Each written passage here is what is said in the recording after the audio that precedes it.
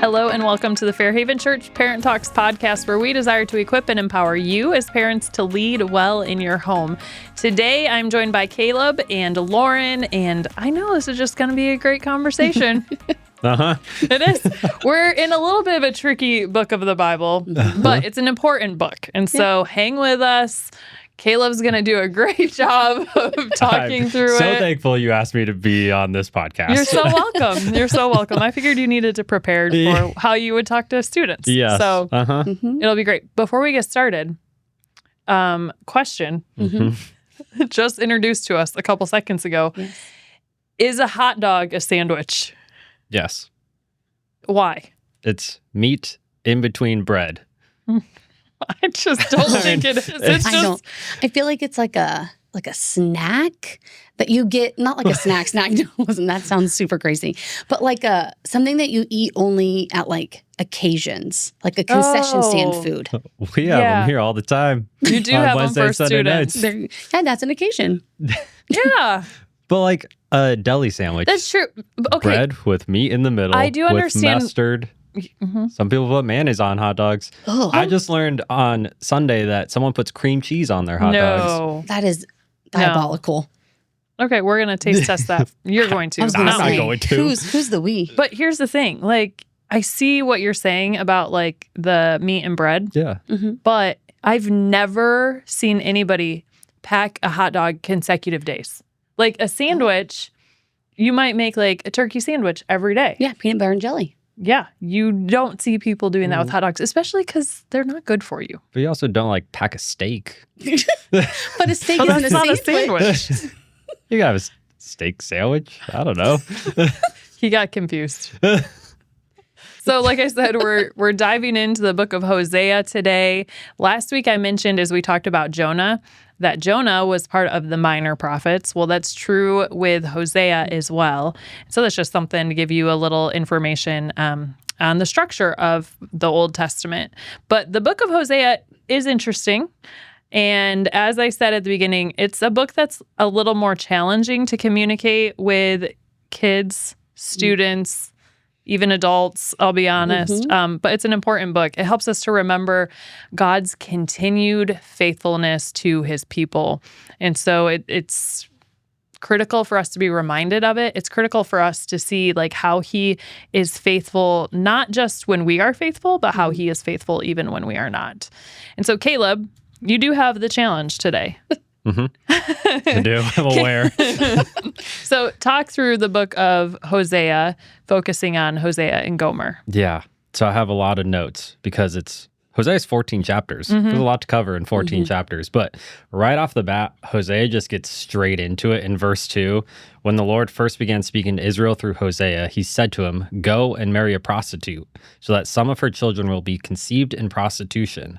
This will illustrate how Israel has acted like a prostitute by turning against the Lord and worshiping other gods."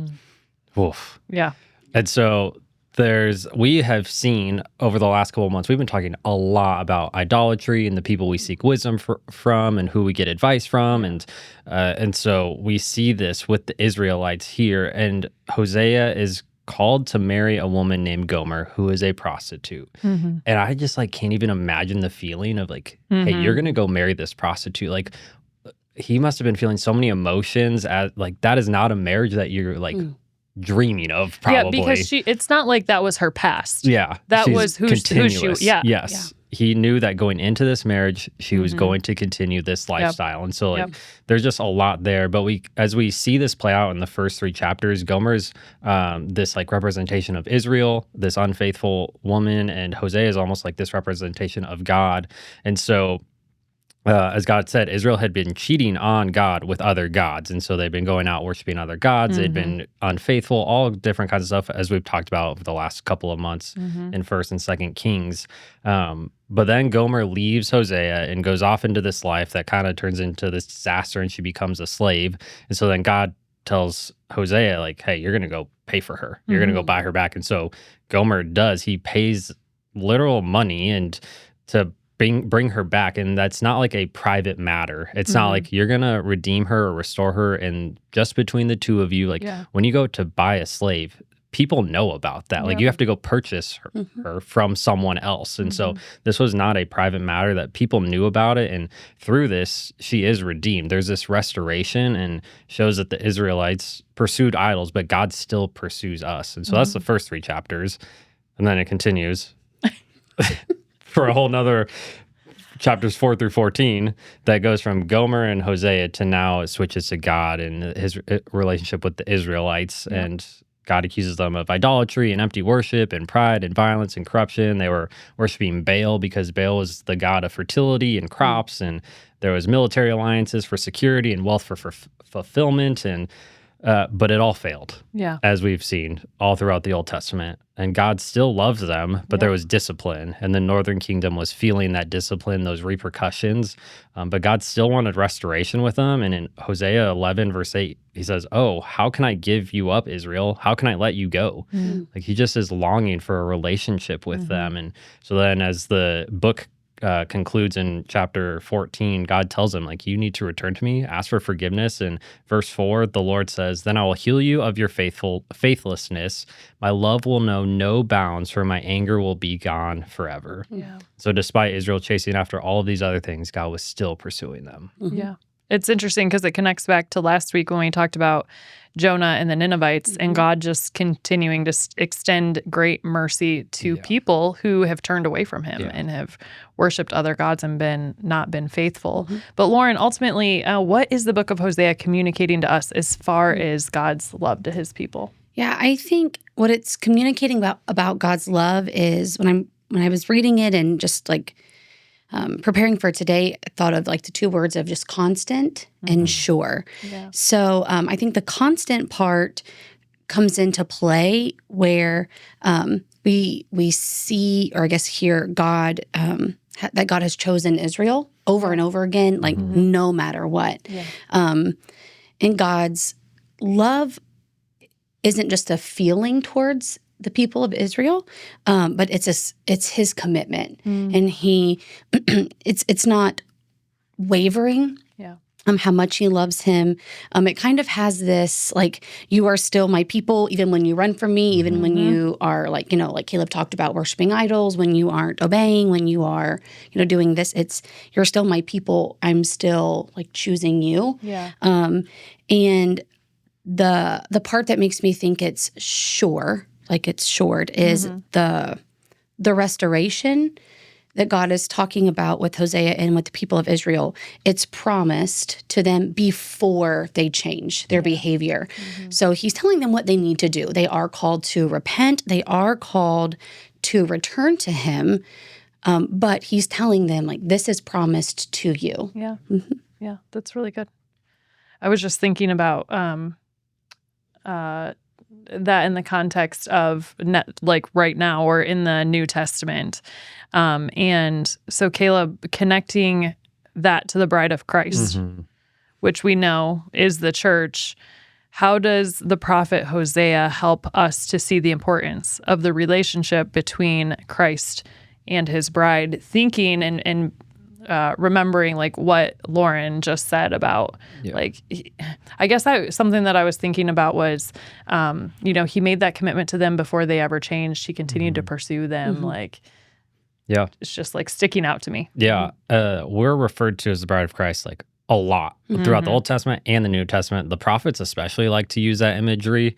So I don't know what kind of conversations they were having, but that's like their thing. And so as we've gone through the last couple series, like there's a reason why we keep bringing up idolatry. There's a reason we keep talking about wisdom and the advice we seek, because it is so relevant and it matters a lot. And it's good to continue rehearsing that kind of stuff.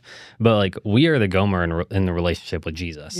And we might not want to admit that. Or we might be too prideful to think of ourselves that way. But we maybe not like literally are committing adultery like with our spouses or whatever, but we are disobedient and we are unfaithful to Jesus every day. We mess up and we sin every day. And so through this story, we see the seriousness of unfaithfulness in our faith, that there's discipline, that it's easy to fall into. But we see Hosea makes a payment for Gomer, and Jesus made that same payment for us. And his payment was a lot more than what Gomer paid. I was trying to do some research on how much Hosea paid, sorry. And I saw like maybe $500. I don't know. So it's not a lot, but because of who Gomer was, she was like not very expensive, which that's kind of tough. But Hosea paid this price, and Jesus made a payment for us. But he even went, like, as you talk about being constant and sure, like Jesus knew that we were going to continue to sin, that we were going to continue to mess up. He didn't go on that cross and be like, oh, I'm going to make this payment and they're going to be faithful every day. They're going to be flawless. They're going to be perfect. He knew exactly what was going to happen. And so Revelation 19:7, as we get to the end of the Bible, just a couple of chapters before, it talks about a wedding. And it says in verse 7, for the time has come for the wedding feast of the Lamb, and his bride has prepared herself. And so it's important for us to know that we are Gomer, and that we should be preparing our hearts, preparing our minds, our souls, understanding that we are unfaithful, but be prepared for that wedding day where we get to be with our bridegroom of Jesus. And just like a marriage on earth, like we don't want our spouse to show up on just a Sunday. We want to be with our spouse all the time. God wants us to be intimate, to be faithful, and to love him. And he wants to do the same for us. Yeah. It's a reminder that his coming, Christ's second coming, is imminent. It can happen. It will happen at any time. We won't know the hour or the day. No one does. And so we need to be prepared for that. So, Lauren, how can parents encourage those in their homes or those who they have influence over, whether that's a niece or a nephew or they're mentoring? How can they encourage them to remain faithful to God? I think the best way, or maybe just easier ways, are just as parents that we are modeling faithful love at home. And like some ways I was thinking of like keeping promises, doing like what we say we're going to do. In my family, we use the phrase a lot, are we going to talk about it or are we going to be about it?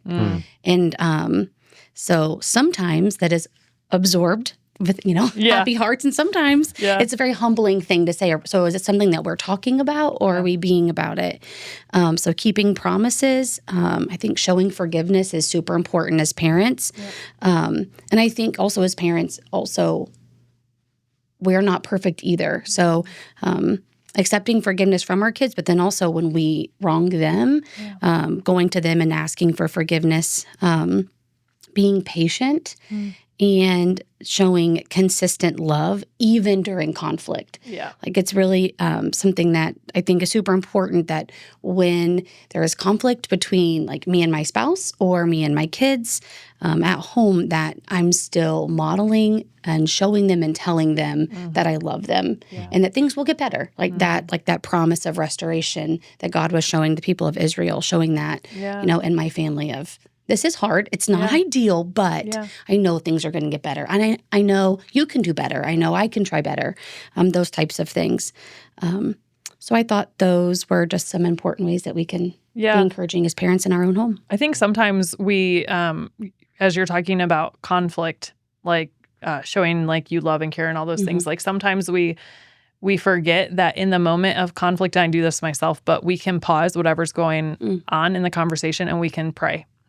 And whether that's just like praying in your head or it's literally stopping with your kids and saying, I'm not sure how to respond right now and I need to ask the Lord for wisdom. Like that's modeling it to them, but it's the reality of, I don't have the answers right now. Everybody's kind of heated or upset, or the conflict's not going to be resolved with, the conversation we're trying to have, and we need God in this moment.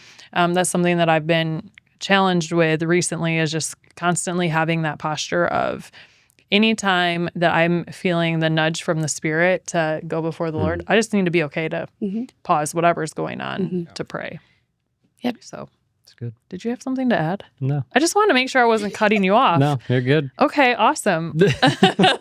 Well, the reality is, there are some parts of this story I want you as parents to know that we are not going to be really getting into with our kids or students. And so we've made sure on both of our teams that everything is age appropriate and they're only hearing the things that they should hear. But as parents, I think it's really great for you to really explain it, help them understand, because this was serious business.